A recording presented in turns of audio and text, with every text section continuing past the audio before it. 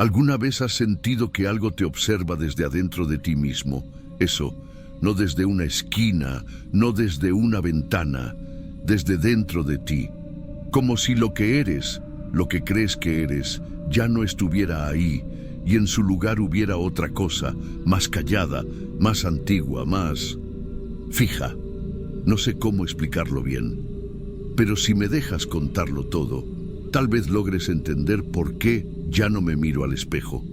Y por qué, si un día visitas esa casa vieja en Puebla, deberías cerrar bien la puerta del fondo. La que rechina, la que huele a madera húmeda y sal. Yo vivía ahí porque me salía barato.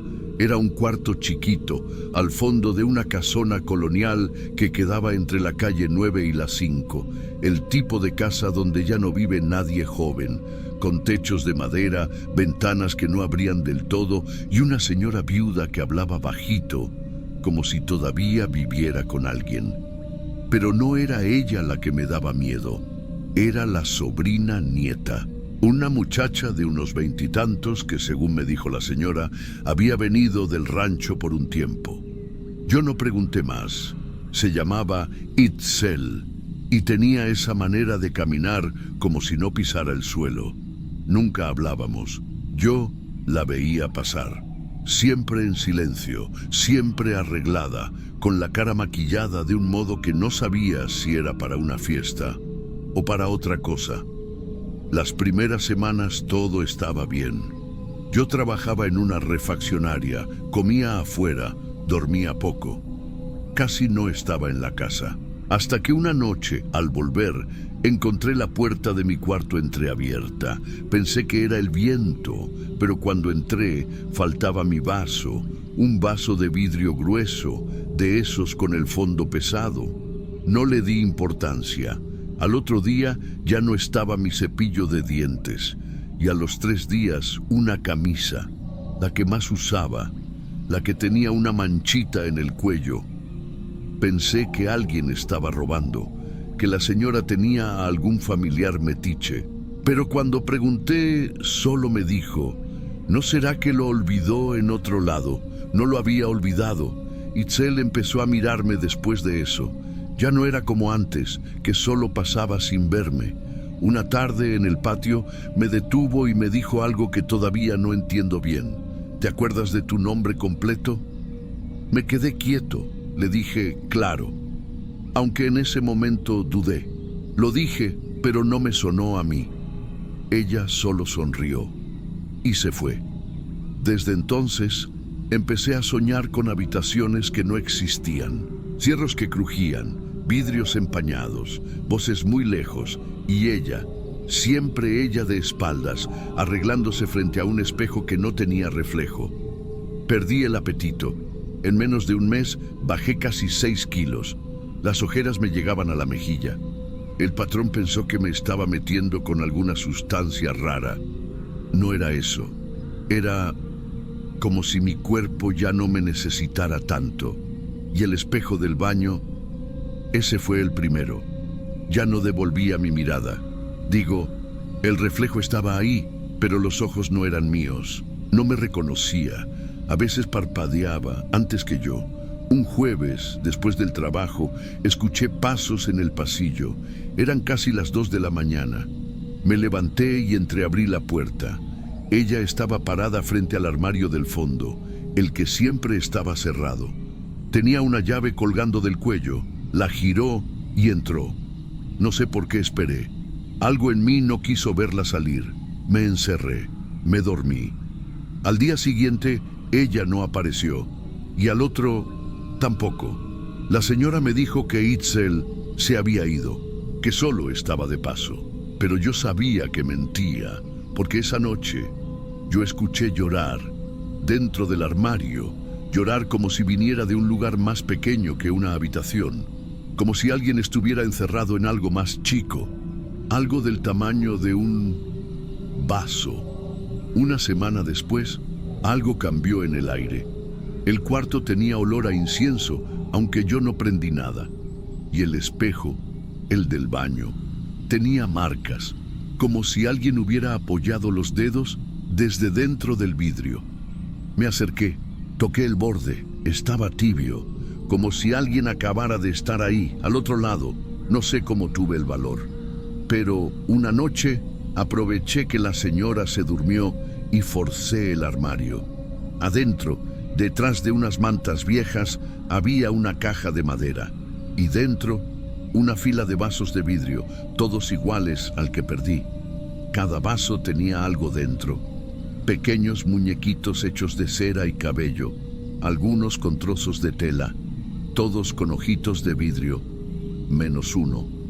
Uno estaba vacío. No me preguntes cómo supe que era el mío. Lo supe, como uno sabe cuando algo le pertenece. No por recuerdo, por instinto. Cuando quise sacarlo, no pude. Sentí algo en el pecho, como si alguien me apretara desde adentro. Me faltó el aire, me mareé, y cuando abrí los ojos ya estaba en mi cuarto otra vez. Pero la luz no entraba, el sol no pasaba por la ventana. Todo estaba como si fuera una foto vieja. Esa fue la última vez que salí, no por decisión, por imposibilidad. A veces escucho ruidos fuera del cuarto, voces, el timbre, alguien que llama mi nombre. Pero cuando intento moverme, no puedo. Solo mis ojos se mueven. Y el espejo, ese que colgué en la pared para saber si todavía estaba aquí, ya no me muestra. Muestra el cuarto, muestra la cama, pero no me muestra a mí. ¿Sabes lo que creo? Que no me dejó solo en el cuarto, me dejó en ese vaso, y que todo esto, el techo, la cama, las paredes, ya no son reales, son parte del cristal. Y hay algo más. La señora, la última vez que la escuché hablar por teléfono, le dijo a alguien: sí, el cuarto está libre otra vez, pero recuerde, no pregunte por Itzel. Ella nunca estuvo aquí. No sé cuántos días han pasado desde que me di cuenta de que ya no salgo del cuarto. Aquí el tiempo es distinto, no se siente avanzar. Hay mañanas que parecen noche y noches que duran segundos. A veces escucho pasos, a veces silencio total y a veces un susurro cerca del vaso. El vaso sigue en el armario. Lo sé porque lo oigo. Sí, oigo lo que hay dentro, una especie de zumbido, como cuando alguien habla bajo dentro de un frasco. Pero no son palabras, es como una vibración, como si algo intentara recordar cómo se llama. Y ese algo soy yo. Una vez logré arrastrarme hasta la puerta. Tenía la esperanza de que al tocar la manija todo terminara, que el hechizo o lo que sea que hizo esa mujer se rompiera.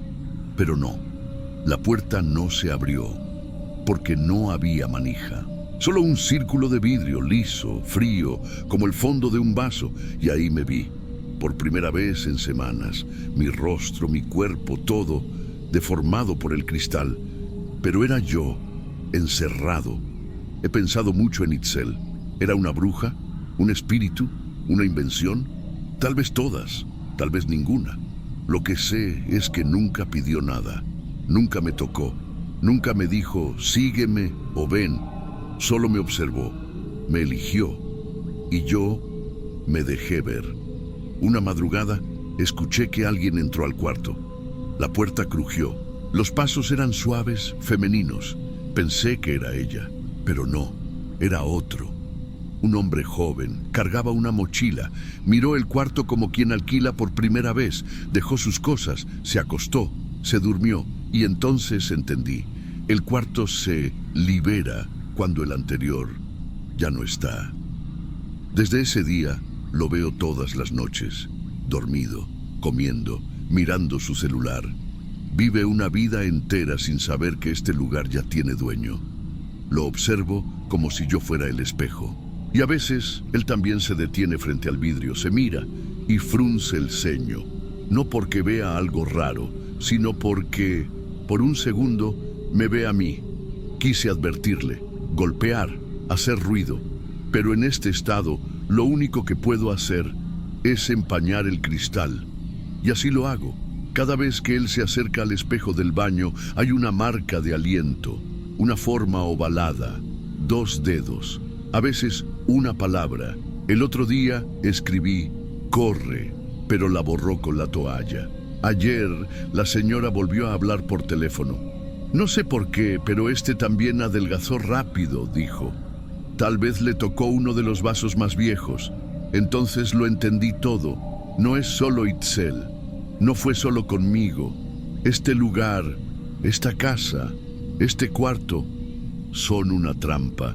¿Y sabes qué me aterra más? Que tal vez yo también fui otro antes de ser yo. Tal vez el que estaba antes de mí también me miró desde el vidrio. También intentó avisarme y ahora yo ocupo su lugar. Si tú estás escuchando esto y un día te ofrecen un cuarto barato en Puebla, en una casa vieja, con ventanas que no abren del todo, mira bien el vaso que te dan para tomar agua, sujétalo con fuerza. Y si un día, al mirarlo de cerca, ves que hay algo dentro, no eres tú mirándote, eres tú desde adentro. No recuerdo bien cuándo fue la última vez que me vi en el espejo, y era yo. Pero sí recuerdo la última vez que Itzel me habló. Fue en un sueño. Ella se acercó al vaso, me miró fijo y dijo, ahora sí te queda perfecto, y sonrió.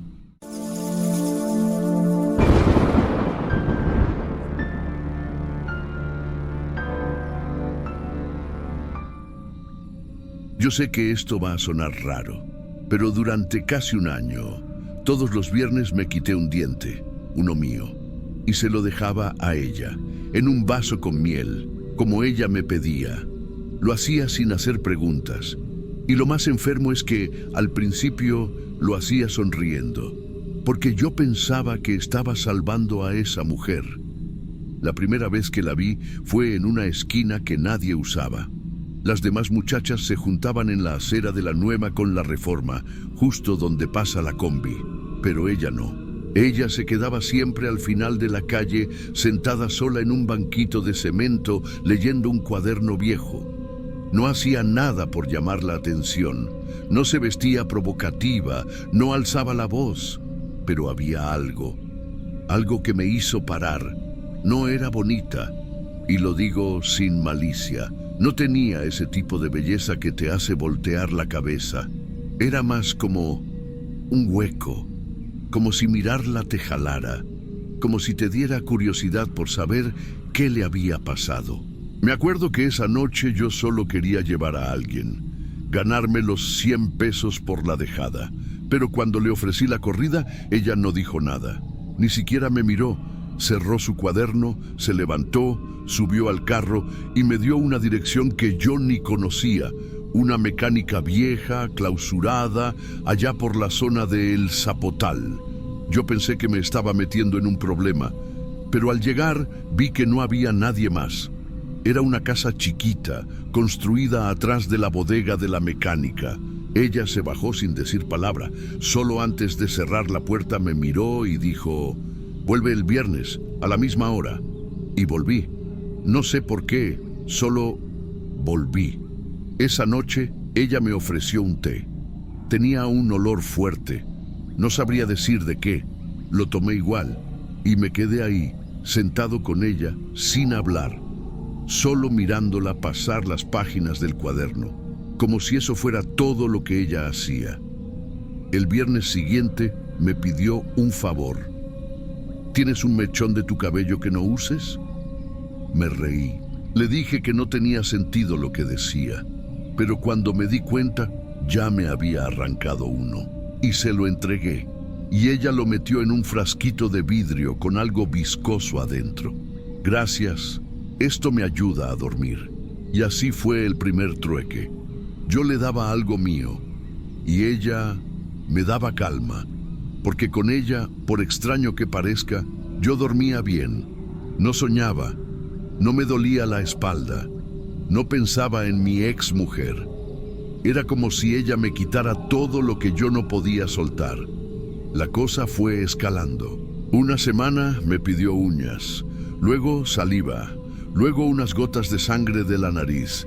Yo pensaba que era una especie de costumbre rara, no sé, un tipo de terapia de la calle. Yo le llevaba sopa, ropa usada, cigarros.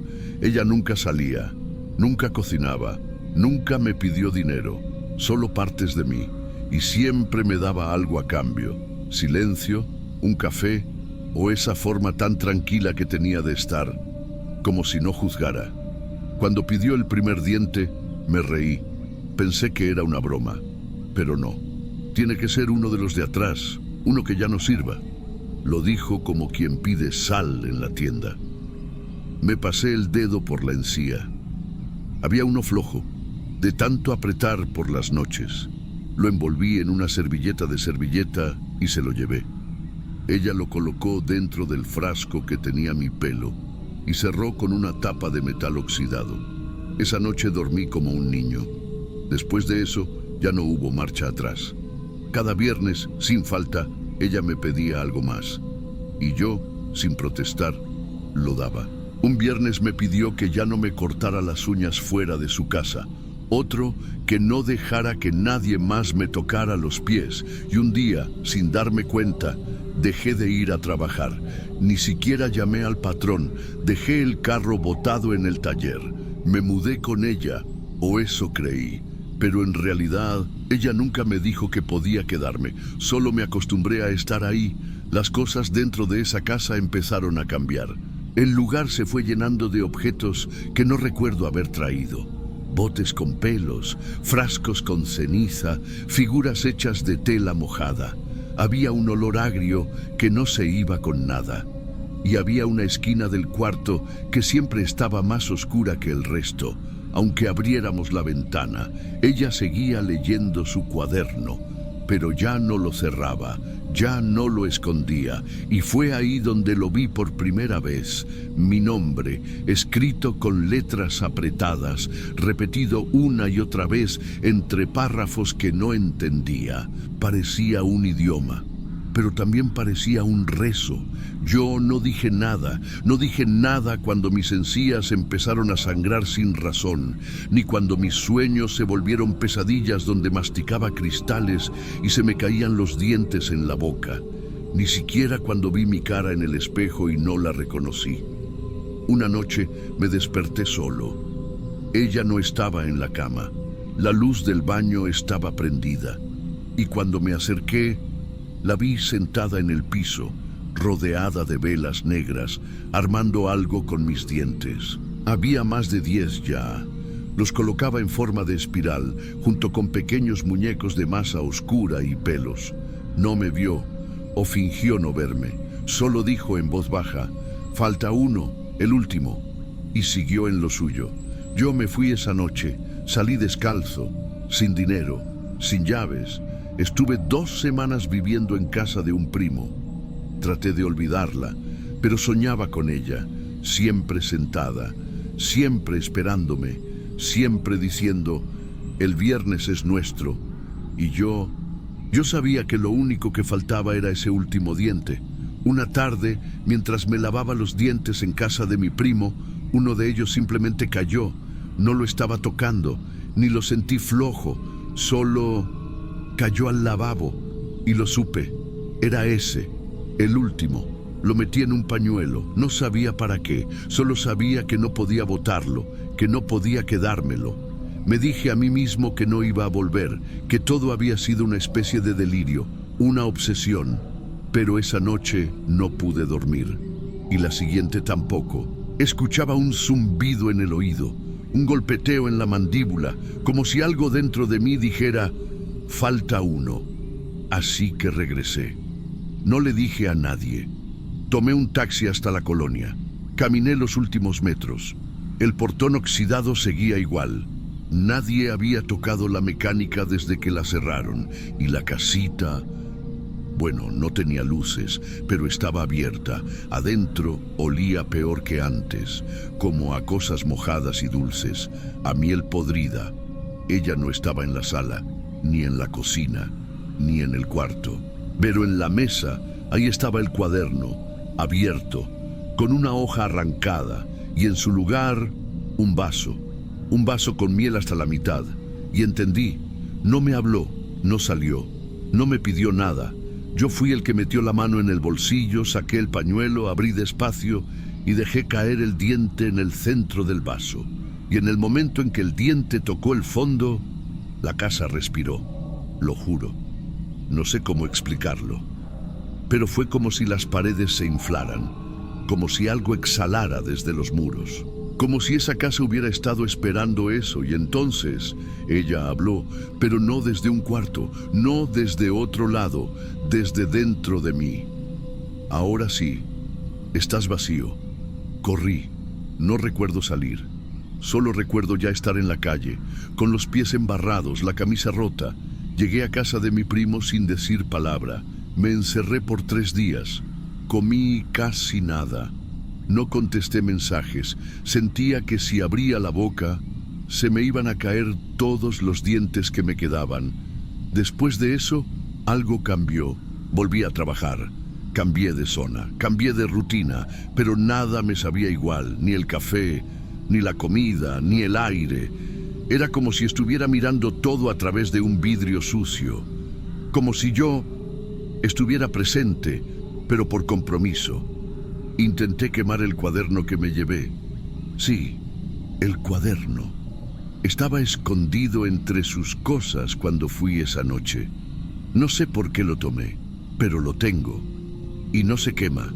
Le eché alcohol, lo dejé en la estufa, le prendí fuego 2 veces y nada. Las hojas se ennegrecen, pero no arden, y el diente que le di ya no está en el vaso está seco, vacío. Solo hay una marca circular, como si algo pesado hubiera reposado ahí por años.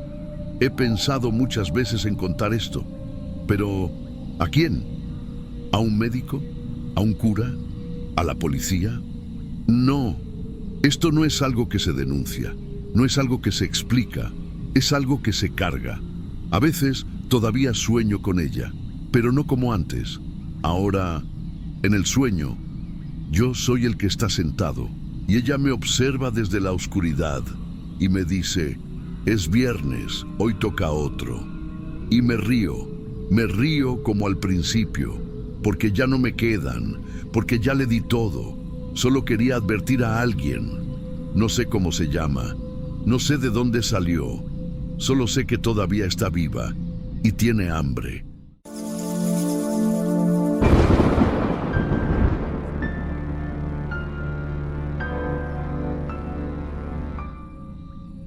No fue en un sueño, tampoco fue un delirio.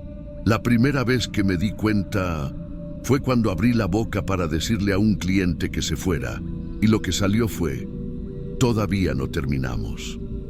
Pero esa voz no era mía, era más ronca, más lenta, y lo peor es que él le hizo caso.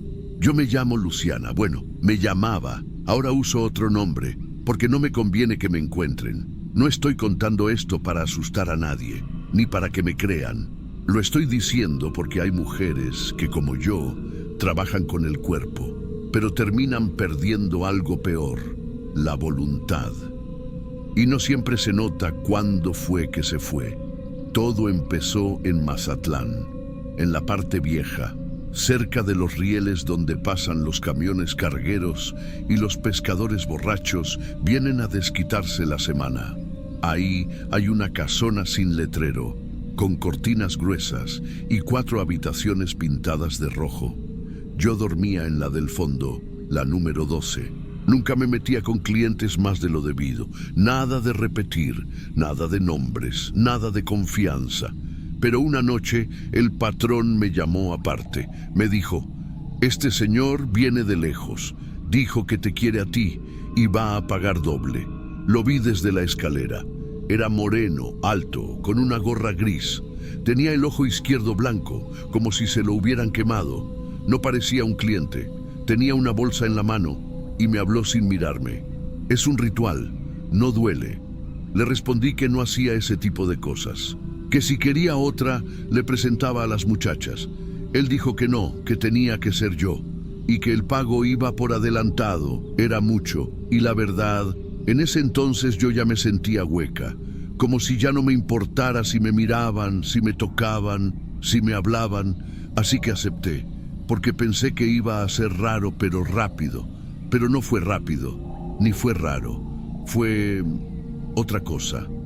Subimos al cuarto. Él puso un espejo negro en la cabecera de la cama. lo apoyó en la pared. Tenía un marco gastado, como si fuera viejo pero no polvoso.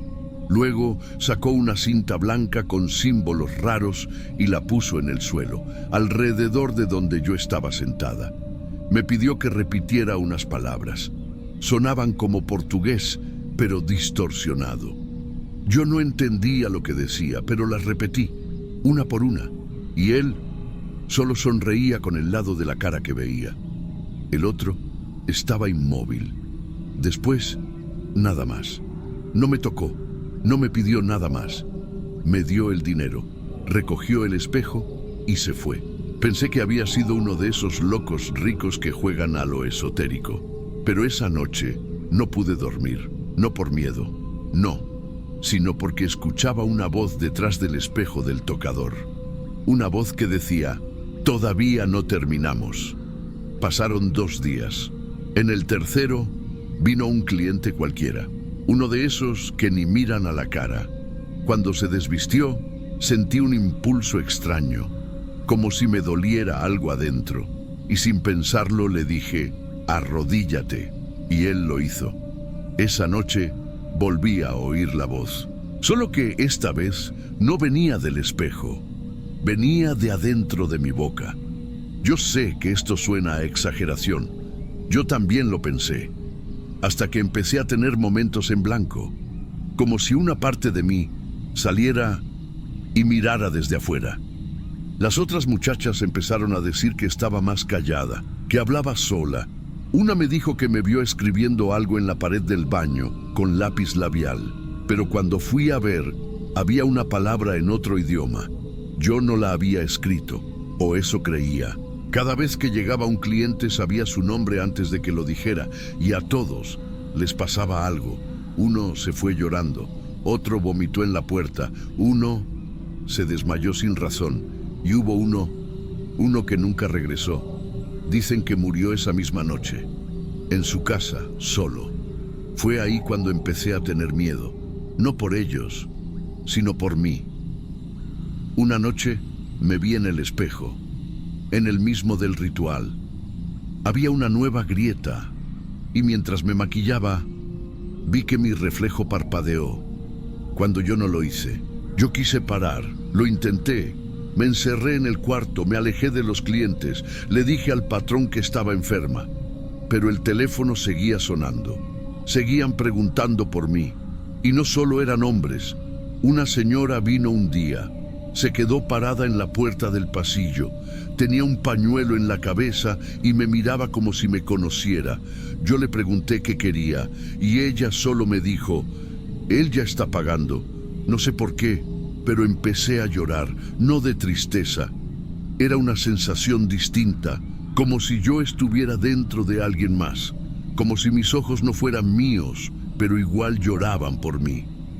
Después de eso, el espejo empezó a quedarse en mi cuarto. Yo no lo puse ahí, pero cada mañana, cuando despertaba, estaba apoyado contra la pared, y cada noche tenía una nueva grieta, y debajo de mi cama empezaron a aparecer papeles, con nombres escritos en lápiz rojo, nombres de hombres que según las otras nunca habían venido al lugar, pero yo los conocía.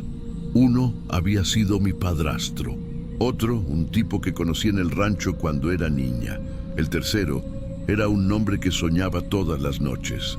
Entonces tomé mis cosas y me fui. Me fui sin avisar, sin cobrar lo que me debían. Tomé un autobús a Culiacán. Me alquilé un cuarto en una pensión vieja. Me cambié el nombre. Pensé, si me escondo, si me alejo, se va. Pero no. Ahí también empezaron a llegar hombres. Distintos rostros, distintos acentos, pero con algo en común. Todos habían hecho daño a otras mujeres. ¿Cómo lo sabía? Porque la voz me lo decía, antes de que tocaran la puerta. Y cuando entraban, yo no actuaba como antes. No era actuación, era una especie de juicio.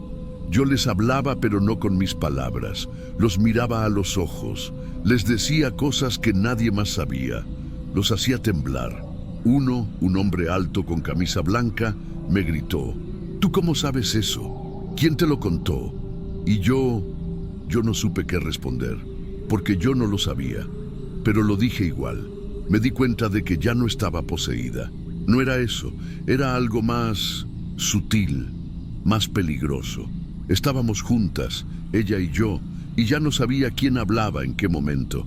A veces yo quería gritar, pero mi boca ya estaba diciendo otra cosa.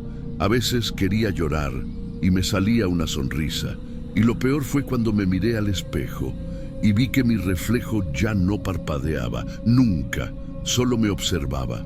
La última vez que intenté escapar fue cuando una mujer vino a entrevistarme. Era joven, periodista. Quería hacer un reportaje sobre el lado oculto del trabajo sexual. Me dijo que había oído hablar de mí, que algunas chicas le habían dicho que yo sabía cosas. Yo la dejé pasar. Hablamos por casi una hora. Ella me miraba con una mezcla de miedo y fascinación. Me preguntó si yo creía en lo espiritual. Le dije: a estas alturas ya no creo. ¿Y entonces por qué lo haces?, me dijo. Yo me le acerqué despacio. Me incliné y le hablé bajito, al oído. Tú también conoces a un hombre así, ¿verdad? Ella no respondió. Dime su nombre, le susurré. Yo me encargo. Y ahora te hablo a ti, que estás escuchando. Si llegaste hasta aquí, sabes de lo que hablo. Porque tú también piensas en un nombre, uno que te hizo daño, uno que te hizo callar, uno que te dejó vacía. No digas nada en voz alta, solo piensa en él, piensa fuerte. Yo lo voy a encontrar, y cuando lo haga, vas a saberlo, porque esa noche, cuando estés sola, vas a escuchar una voz, una que no es la tuya, y que te va a decir: todavía no terminamos. Si este relato te hizo pensar en alguien o sentir algo raro detrás del cuello, suscríbete al canal y deja tu comentario. Cada historia que contamos aquí puede ser tan real como tú decidas creer. Y recuerda, el siguiente en la historia podrías ser tú.